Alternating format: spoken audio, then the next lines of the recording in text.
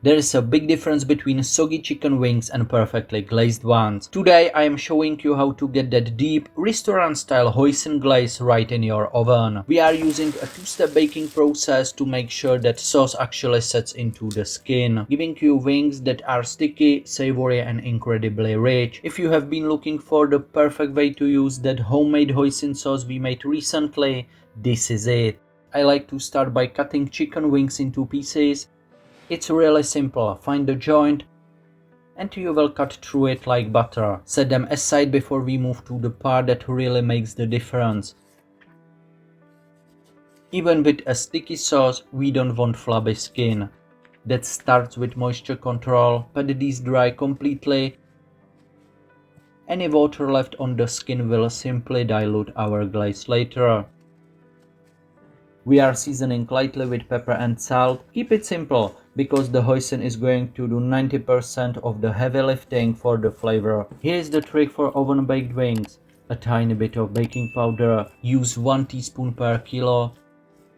Add it bit by bit and massage it until it's invisible. We aren't trying to win a deep fryer contest here, but this helps the skin develop a slightly textured surface. The texture is what our sauce is going to grab onto. It's like a primer for the ultimate glaze. Now spread them on a baking sheet with a parchment paper. Be sure they are not touching each other. Then we are going into the preheated oven at 200 degrees for about 20 minutes. At this stage, we are not looking for the final color. We are simply rendering out the fat and letting the baking powder do its work on the skin. While this bake and the fat starts to render out, let's talk about the glaze. This is the hoisin sauce from our previous video. If you missed that one, you can find the link in the description. We want the glaze to be thick enough to hold onto the wings. I will show you the quick version now, but we are looking for a sauce that coats the spoon and stays there.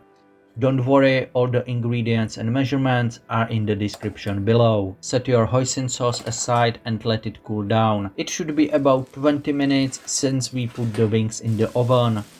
Let's check them because it's time for a mid-bake check and flip. They are still pale, but the side that was on the parchment paper is starting to brown. Once you have turned them over, they go back into the oven for another 15 to 20 minutes.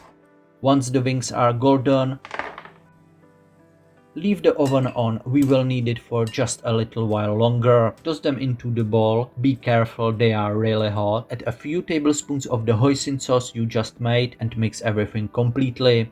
If you are not good at those fancy tossing techniques, it's okay. The goal is to coat the wings. But don't stop there. Arrange the wings back on the baking sheet and put them in for 5 more minutes. This is the most important step. It sets the sauce, turning it from a liquid into a sticky concentrated glaze.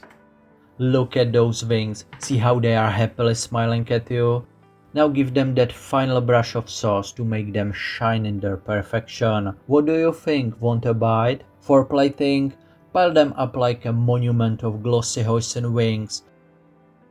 The final touch belongs to the sesame seeds. I recommend using them toasted and slightly crushed, just like we did in the chili garlic noodles video. For freshness and a pop of color, add some green onions. And of course, don't forget an extra portion of that homemade hoisin sauce on the side for dipping. And there you have it, perfectly glazed, sticky hoisin wings right from your oven. When you are looking for more easy, satisfying meals that warm the soul, subscribe to Adventure on a Plate. Remember, all the ingredients and measurements are waiting for you in the description below. I am Tommy and I will see you in the next adventure.